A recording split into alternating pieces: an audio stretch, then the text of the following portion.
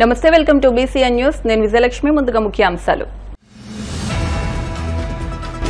BJP రాష్ట్ర అధ్యక్షులు మాధవతో కలిసి ఢిల్లీలో కేంద్ర గ్రామీణాభివృద్ధి కమ్యూనికేషన్ శాఖ సహాయ మంత్రి పెమ్మసానిని కలిసిన కేంద్ర మంత్రి శ్రీనివాస్ వర్మ.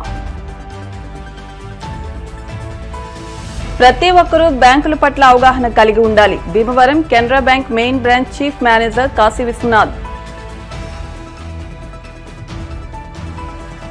జిల్లా బాడీ బిల్డింగ్ అసోసియేషన్ గౌరవ అధ్యక్షులుగా నియమితులైన వినోద్ వర్మకు సత్కారం. భీమవరం టౌన్ కమిటీ ఎన్నిక.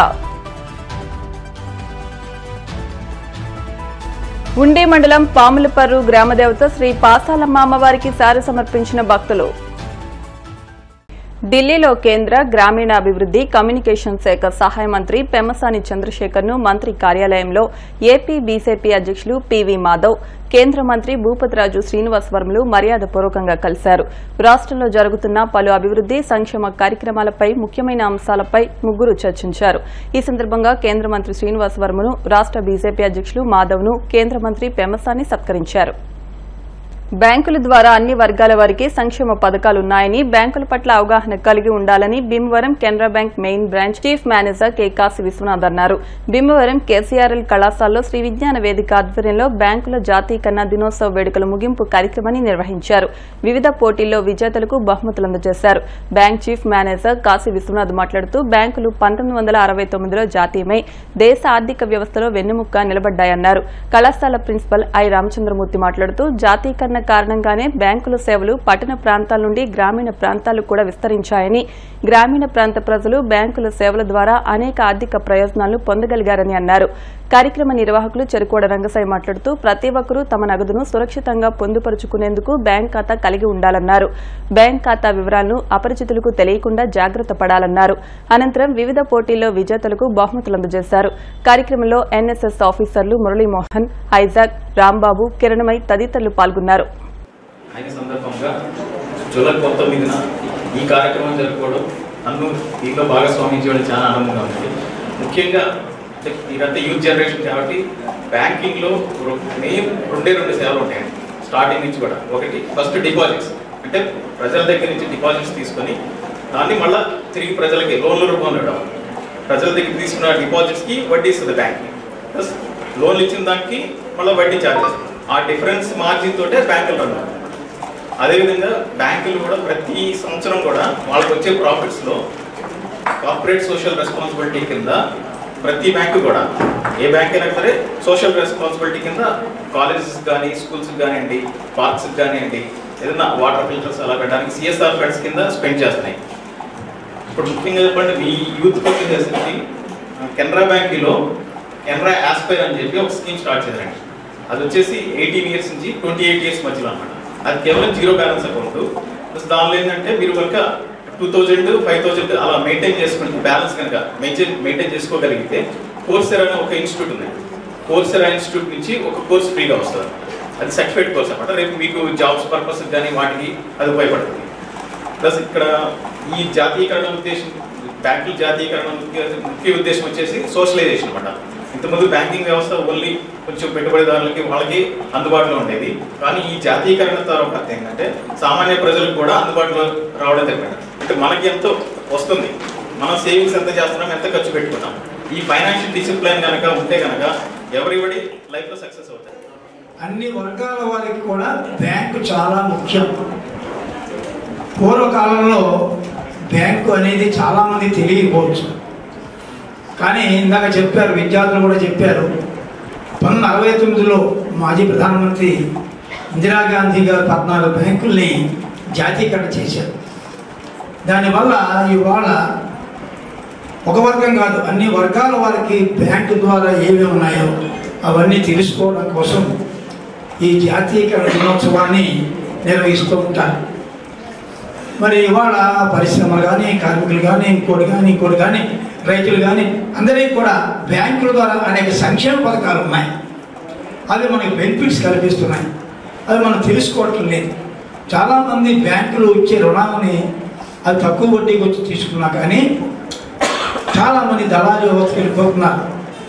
దానివల్ల మోసాలు జరుగుతున్నాయి. తర్వాత ఏమో వడ్డీలు ఎక్కుతున్నారు, సంవత్సరాలు పాడైపోయి చాలా ఇబ్బందులు పడుతున్నారు. అందుకని బ్యాంకు అనేది మీకు ఒక నిధి, మన సొమ్ముకి ఒక నిధి, ఒక దేవాలయం లాంటిది. అంటే విద్యార్థులంతా కూడా మీరు డిపాజిట్ చేసుకోవడానికి బ్యాంకు వాళ్ళు అనేక స్కీమ్స్ పెట్టారు. మరి వాళ్ళ కెనరా బ్యాంక్ మేనేజర్ గారు కాశీ విశ్వనాథ్ గారు చక్కని స్కీమ్ పట్టుకొచ్చారు ఒకటి. ఇవన్నీ మీరు అవగాహన చేసుకుని బ్యాంక్ వ్యవస్థ మీద పెంచుకుంటే మీ రూపాయి మీకే ఉంటుంది, బ్యాంకులో పెట్టుకోవడం ఎటువంటి వాళ్ళు జరగదు. అంచేత ఇవాళ 4 రోజుల బట్టి కార్యక్రమం చేస్తున్నాం. అన్ని కాలేజీల్లో కూడా విద్యార్థులు చాలా బాగా మాట్లాడారు. అన్ని యూనిట్స్ కూడా ఎన్ఎస్ఎస్ యూనిట్స్, ముఖ్యంగా కేజీఆర్ కాలేజీలో ఇవాళ మరి అన్ని పోటీల్లో కూడా పాల్గొన్నారు. ప్రజల దగ్గర నుంచి డబ్బులు పోగు చేయడం, ప్రజలకు తిరిగి అప్పుగా ఇవ్వడం అనేటువంటి ప్రాసెస్ బ్యాంక్. ప్రాసెస్లో మీకు అందరికీ తెలుసు వడ్డీ రేట్ అనేటువంటి ఒకటి ఉంటుంది. ₹1 మీ ఇంట్లో పెట్టడం వల్ల వచ్చేటువంటి లాభం కన్నా ఆ రూపాయిని తీసుకొచ్చి బ్యాంకులో పెట్టడం వల్ల వచ్చేటువంటి లాభం చాలా ఎక్కువ అనేది ప్రతి కామన్ మనకి తెలిసేటువంటి విషయం. ఎలా లాభం? ఫర్ ఎగ్జాంపుల్ మీరు ₹1 పెట్టారు, ఆ రూపాయి వల్ల మీకు ఏమి ఉపయోగం లేదు. 10 మంది ₹10 పెట్టుకొచ్చి బ్యాంకులో పెట్టారు. ఈ ₹10 ఖచ్చితమైనటువంటి ఏదో ఒక దానికి ఇన్వెస్ట్మెంట్గా మారుతుంది. ఆ ఇన్వెస్ట్మెంట్ ద్వారా లాభాలు వస్తాయి. అది ఇంకొక ₹10 పోగు చేయడానికి అవకాశం ఉంటుంది. దాన్నే పరపతి సృష్టిగా మనం వర్గీకరిస్తాం. ఇది ప్రతి కామన్ మ్యాన్కి తెలిసినటువంటి విషయమే. అదే విషయాన్ని మీరు చెప్పడమే వచ్చి ఈ అమ్మాయిని మాట్లాడవలసిందిగా కోరుతున్నాను. నేను ఇప్పుడు మాట్లాడుతుంది భారతీయ బ్యాంకుల జాతీయకరణ గురించి. అసలు మొత్తం భారతదేశంలో భారతీయ ఆర్థిక చరిత్రలో బ్యాంకుల జాతీయకరణ అనేది చాలా ముఖ్యమైన పాత్ర అనేది పోషిస్తుంది. మన ప్రైమ్ మినిస్టర్ ఇందిరాగాంధీ గారు 1969లో మనకి గవర్నమెంట్ కొన్ని బ్యాంక్స్ని జాతీయకరణ చేసుకోవడం అనేది జరిగింది. ముందు బ్యాంక్స్ ఉన్నాయా అంటే ఉన్నాయి, బట్ ఏంటంటే మొత్తం ప్రైవేట్ సెక్టర్లో ఉన్నాయన్నమాట. అవి ఇందిరాగాంధీ గారు 1969లో మనకి గవర్నమెంట్లోకి అధీనంలోకి తీసుకోవడం జరిగింది. దాని తర్వాత 14 బ్యాంక్స్ అనేది మనం జాతీయకరణ చేశారు. ఆ 14 బ్యాంక్స్ అయితే ముందు మన తమ్ముడు చెప్పారు. చాలా Andhra bank, union bank, state of Andhra, state of India, ఇలా చాలా బ్యాంక్స్ని 14 బ్యాంక్స్ అనేది ఇందిరాగాంధీ గారు ఫస్ట్ మనకి జాతీయకరణ చేసుకోవడం అనేది జరిగింది. తర్వాత 1980లో మనకి కొన్ని 6 బ్యాంక్స్ మనం మళ్ళీ తీసుకోవడం, గవర్నమెంట్ అధికారంలోకి తీసుకోవడం అనేది జరిగింది. అసలు బ్యాంక్స్ అనేవి ఎందుకు తీసుకున్నారు అంటే ప్రైవేట్ సెక్టర్లో ఉన్నప్పుడు మనకి ఏంటంటే జస్ట్ ఇండస్ట్రియల్, ఎక్కువ మనీ ఉన్నవాళ్ళు, పెద్ద పెద్ద వ్యాపారాలు చేసే వాళ్ళకి మాత్రమే లోన్స్ అనేవి అందుబాటులో ఉండేవి. తర్వాత ఎప్పుడైతే మనకి జాతీయకరణ అనేది జరిగిందో అప్పుడు మనకి ఏంటంటే చిన్న చిన్న వ్యాపారాలు చేసుకునే వాళ్ళు కానీ, రైతులకు కానీ, మెయిన్ రైతులకి ఏంటంటే లోన్స్ అనేవి అందుబాటులోకి వచ్చాయి. తర్వాత అంతేకాకుండా వాళ్ళకి తక్కువ ఇంట్రెస్ట్, మనకి ఏంటంటే ఇప్పుడు బ్యాంకులోకి వచ్చేసరికి చాలా లోన్స్ అండ్ చాలా స్కీమ్స్ అనేవి వస్తూ ఉన్నాయి ప్రెసెంట్. అండ్ అవి ఏంటంటే రైతులు కానివ్వండి, చిన్న చిన్న వ్యాపారాలు చేసే వాళ్ళకి చాలా యూజ్ అనేది అవుతూ వచ్చింది. ఇంకా బ్యాంక్లో ఏంటంటే ప్రెసెంట్ కూడా చాలా స్కీమ్స్ అనేవి మనకి తెలియకుండా చాలానే అమల్లోకి వస్తూ ఉన్నాయి. బట్ అవి మనం తెలుసుకోవడానికి సహాయం తీసుకుందాం.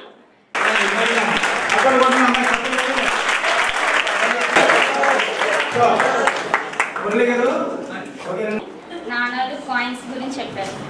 దాని తర్వాత నోట్లు అలా తయారవుతూ వచ్చినాయి. తర్వాత మన డెబిట్ కార్డ్స్ ప్లాస్టిక్ నుంచి యూస్ అవుతూ డెబిట్ కార్డ్స్ వచ్చాయి. ఇప్పుడు ఏంటంటే ప్రజెంట్స్ ఫోన్పే, గూగుల్ పే అలా వచ్చాయి. అలా వ్యవస్థ గురించి జరుగుతుంది. బీజేపీ జిల్లా ప్రధాన కార్యదర్శిగా west Godavari body building association గౌరవ అధ్యక్షులుగా నియమితులైన కలిదిండి వినోద్ వర్మను బుధవారం జిల్లా అసోసియేషన్ సభ్యులు కలిసి సత్కరించారు. జిల్లా అధ్యక్షులు కటారి రవిశంకర్, కార్యదర్శి వలవల ఫణికుమార్ మాట్లాడుతూ బీజేపీ జిల్లా ప్రధాన కార్యదర్శిగా వినోద్ వర్మ ఎన్నిక కావడం గొప్ప విశేషమని, తమ అసోసియేషన్ గౌరవ అధ్యక్షులుగా కూడా నియమితులైనందున ఆనందంగా ఉందని అన్నారు. రానున్న రోజుల్లో అసోసియేషన్ ద్వారా బాడీ బిల్డింగ్ పోటీలు నిర్వహిస్తామన్నారు. బాడీ బిల్డింగ్ అసోసియేషన్ టౌన్ నూతన కమిటీ సభ్యులను ఏకగ్రీవంగా ఎన్నుకున్నట్లు అసోసియేషన్ గౌరవ అధ్యక్షులు వినోద్ వర్మ, అధ్యక్ష కార్యదర్శులు రవిశంకర్, ఫణికుమార్ తెలిపారు. టౌన్ సెక్రటరీగా Shanagavarapu Govardhan Kumar, vice president SK Rahim, joint secretary స్కైప్ జిమ్ శివ, ఈసీ మెంబర్లుగా హిమాయత్ కురేషి, ఎస్కే హసీల్ను ఎన్నుకున్నామని తెలిపారు. కార్యక్రమంలో జిల్లా judges committee president Patti Suresh, SK Baji, Pentakoti Srinu తదితరులు పాల్గొన్నారు. నమస్కారం. ఈవేళ మన వెస్ట్ గోదావరి బాడీ బిల్డింగ్కి చాలా మంచి రోజు. ఎందుకంటే ఇది చాలా బలంగా తయారు చేయడానికి మా గౌరవ అధ్యక్షులుగా మన వినోద్ వర్మ గారిని మేమందరం కలిసి ఏకగ్రీవంగా ఎన్నుకోవడం జరిగింది. ఇది మా అసోసియేషన్కి చాలా బలం. ఇది మా అసోసియేషన్ కూడా ఆంధ్ర బాడీ బిల్డర్ అసోసియేషన్తో సంయుక్తమైంది కాబట్టి వినోద్ గారు రావడం వల్ల మొత్తం మన స్టేట్ అందరికీ కూడా బాడీ బిల్డర్స్ అందరికీ కూడా చాలా మంచి పరిణామం ఇది ఆయన సపోర్ట్ మాకు మా అసోసియేషన్కి కొనసాగుతుందని మనస్ఫూర్తిగా అనుకుంటున్నాను. మన వినోద్ కుమార్ వర్మ గారికి బీజేపీ డిస్టిక్ జనరల్ సెక్రటరీగా ఇచ్చినందుకు వారికి మాకు కృతజ్ఞతలు అభినందనలు తెలియజేస్తున్నాం. అలాగే కంగ్రాచులేషన్స్ సార్.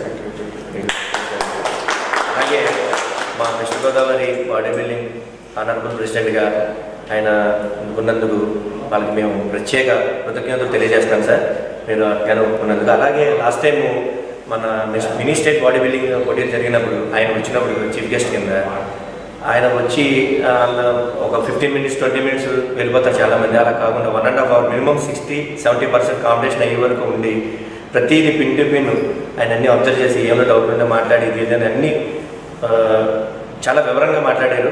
అప్పుడు మన స్టేట్ ఉన్న అసోసియేషన్ ప్యానల్ వాళ్ళు ఇలాంటి వ్యక్తి మనకి వెస్ట్ గోదావరి ఆనరబుల్ ప్రెసిడెంట్ ఉంటే కరెక్ట్గా ఉంటుంది, మంచిగా ఉంటుంది, మనం వెళ్ళి మీరు అప్రోచ్ అవ్వండి, ఆయన ఎలాగైనా మనం తీసుకురామని అడిగారు. అలాగే గవర్నర్ గారిని మన టౌన్ సెక్రటరీ గవర్నర్ గారితో మాట్లాడి వినోద్ గారిని కలవడం జరిగింది.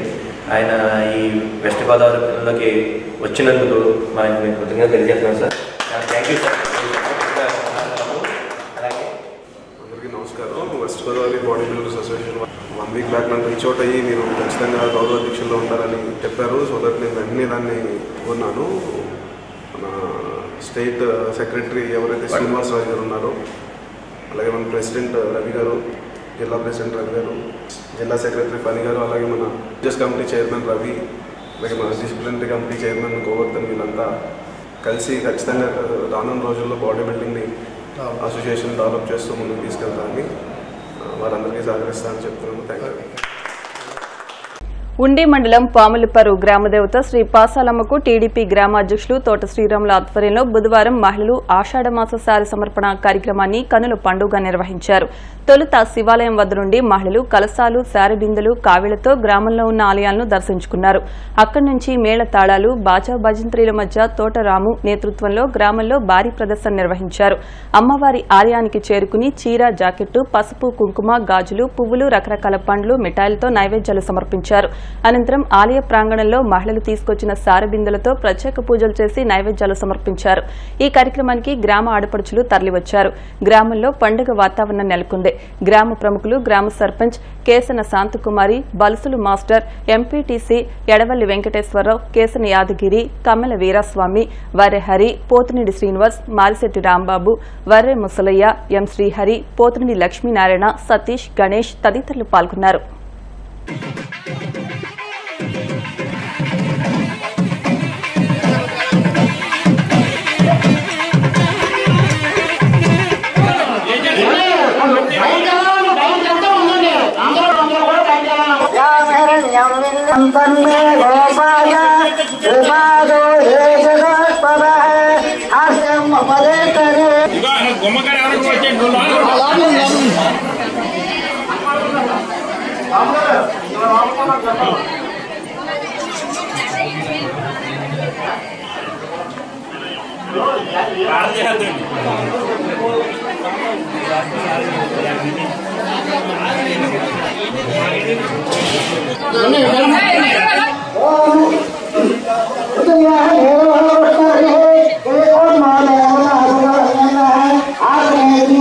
గ్రామంలో ఆషాఢ మాసం సందర్భంగా మన పాశాలమ్మ అమ్మవారికి ఆడపడుసులు, గ్రామంలో ఉన్న ఆడపడుసులు అందరూ కూడా కానుకలు అంటే కావిళ్ళు, స్వీట్ కావిళ్ళు తీసుకొచ్చారు. ఆషాఢ మాసం సారి అంటారు. ప్రతి గ్రామంలోనూ జరుగుతున్నాయి. అమ్మవారికి అంటే 101 దేవతలు ఉంటారు. దేవతలందరూ కూడా ప్రతి గ్రామంలోనూ ఒక అమ్మవారు ఉంటారు. ఆడపడుసుల్ని చూస్తూ ఉంటుంది అమ్మవారు. అలాగే ఆడపడుసులు కూడా ప్రతి గ్రామంలో కూడా ప్రతి శుక్రవారం అమ్మవారికి అంటే ఆదిపరాశక్తి కాబట్టి ఆవిడికి ఎప్పుడు కూడా పూజలు చేస్తే ఆ గ్రామం సస్యశ్యామలంగా ఉంటుందని మన యొక్క కోరిక. ఇవాళ మనందరం కూడా ఇంత ఆరోగ్యంగా ఇంత సస్యశ్యామలంగా ఉన్నాము అంటే మన పాములపరు గ్రామ దేవత అంటే పాశాలమ్మ అమ్మవారి సెలవేనే. అని చేత ఆడపడుసులందరూ కూడా మన గ్రామంలో ప్రతి శుక్రవారం వచ్చి ఆవిడిని దర్శించుకుని వెళ్తే సంసారంలో, కుటుంబంలో అన్ని రకాలుగా కూడా అభివృద్ధి చెంది అన్ని రకాలుగా బాగుంటుందనే ఆలోచనతో మా గ్రామంలో గుడి కట్టిని గాంచి ఆడపడుచులందరూ కూడా పెద్ద ఎత్తున వచ్చి అమ్మవారికి పూజల కార్యక్రమం చేస్తున్నారు.